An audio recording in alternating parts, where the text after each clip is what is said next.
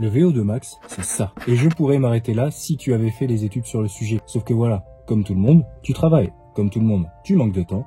Et comme tout le monde, tu as un peu la flemme de dire non à tes amis pour passer une soirée avec la littérature scientifique. Mais je sais aussi qu'il y a une partie qui est différente en toi et qui cherche à s'améliorer. Donc aujourd'hui, je vais faire en sorte d'aider cette partie en toi en restant globalement juste et précisément faux au sujet de la VO2 max. Tu vas voir, pour comprendre le VO2 max, ça va être très simple. Tu n'as que 2 mots à comprendre, pas 3.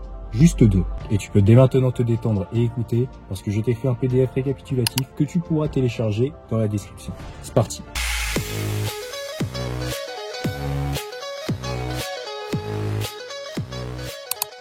Admettons que tu sois sur une ligne droite infinie et que je te demande d'accélérer sans arrêt. Et sur le tableau de bord, je vois le chiffre de ta consommation au 100 km augmenter encore et encore. À ton avis, est-ce que ce chiffre va augmenter ad vitam aeternam? Je sais que tu as la réponse. Alors, deuxième question, qu'est-ce qui va limiter cette consommation? Selon moi, et ça va peut-être te paraître stupide ou pas, il n'y a que 2 choses qui peuvent limiter cette consommation. Première option, la quantité de carburant apportée, parce que sinon tu vas très vite t'arrêter. Option 2, ce sera la capacité du moteur à l'utiliser. Forcément, une Clio consommera moins qu'une Lambo. Bizarrement, si on remplace les mots carburant et moteur par oxygène et muscle, on retombe sur l'équation que je t'ai montrée au début de cette vidéo. Le VO2 max de ta machine, sa consommation maximale d'oxygène par minute, va être définie par le produit de la quantité d'oxygène apportée, c'est-à-dire le Q dans l'équation, et ta capacité à utiliser cet oxygène apporté, c'est-à-dire le CaO2 moins le CvO2 dans l'équation.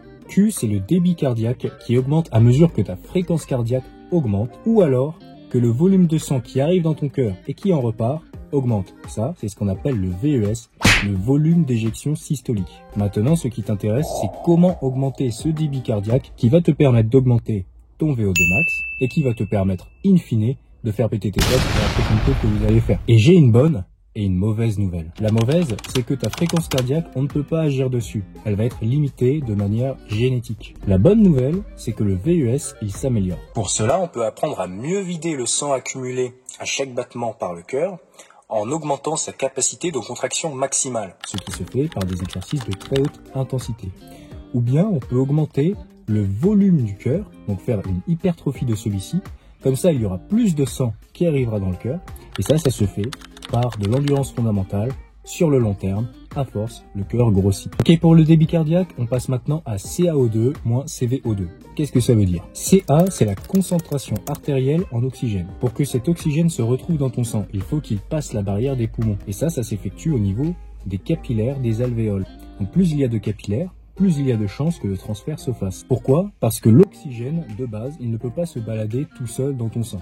Il ne sait pas nager. Il doit monter dans des bateaux ronds et de couleur rouge, que l'on appelle des globules rouges. Donc plus il y a de capillaires sanguins qui passent au niveau de tes alvéoles, et plus il y aura de bateaux qui pourront potentiellement prendre en charge l'oxygène et l'amener vers tes différents autres organes. Donc tu as compris que toi, ce qui t'intéresse, c'est d'augmenter le nombre de capillaires sanguins qui passent au niveau de tes alvéoles.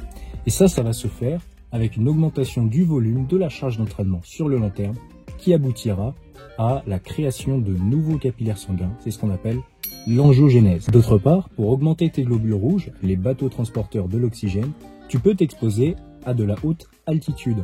C'est ce qui va stimuler ta production de PO, qui elle-même va stimuler la production de nouvelles globules rouges. Ou alors, tu peux t'exposer à de la forte chaleur, de sorte que ton taux d'hématocrite soit perturbé, que ça fasse pressentir à tes reins qu'il y a merguez sous roche, que ça les fasse paniquer et qu'il relance la production de globules rouges. CaO2 n'a plus de secret pour toi, alors passons maintenant sur CvO2. C'est la concentration veineuse en oxygène. Qu'est-ce qu'il y a entre tes artères et tes veines? Tes muscles.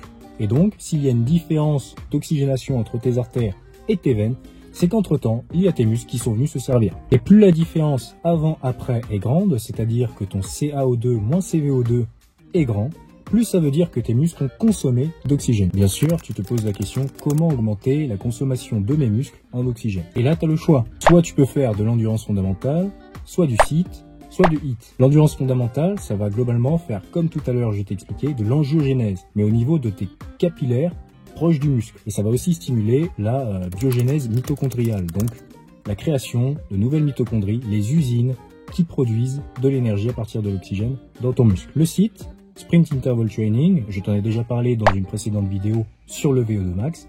Ça va se concentrer sur la création de nouvelles mitochondries également, mais des mitochondries plus efficaces. C'est-à-dire qu'on va se concentrer sur leur fonction. Et le HIIT, ça va être une combinaison des deux autres. Il va y avoir les avantages des deux autres que l'on va retrouver. Voilà pour ce qui est de la concentration veineuse en O2, quoique je pourrais peut-être te parler des transporteurs.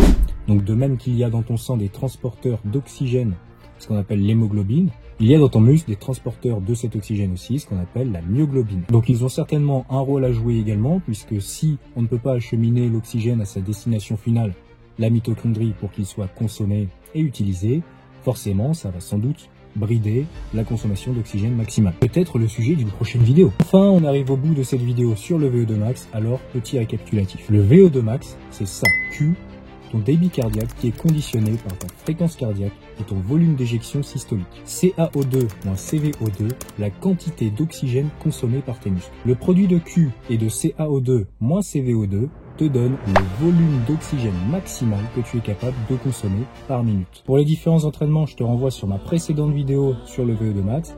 Pour les différents points abordés dans la vidéo, ce sera dans le PDF récapitulatif en description.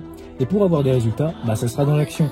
Alors je te dis ciao, à la prochaine, et en attendant, mets-toi là-dedans!